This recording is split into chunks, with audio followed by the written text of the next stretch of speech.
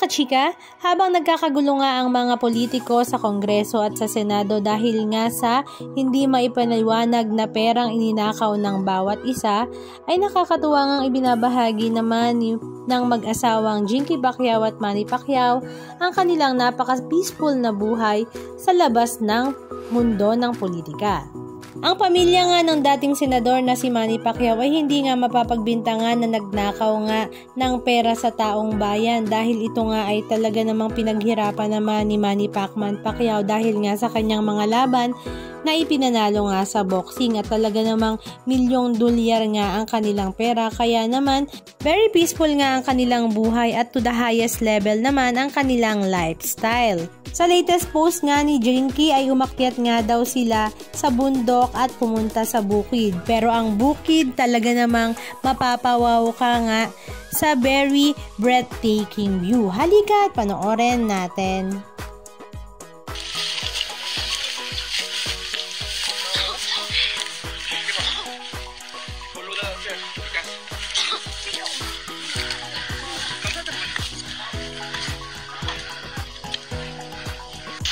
Ay, mabalik ako na itong kakalimutan.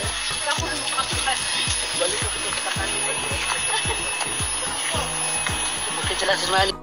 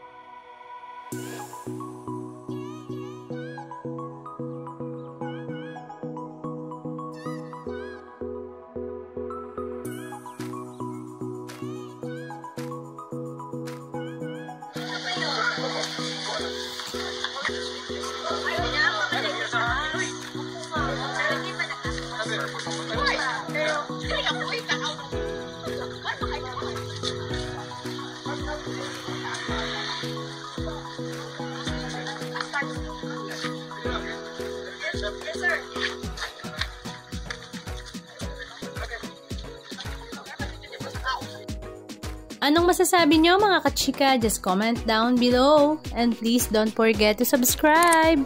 Thank you!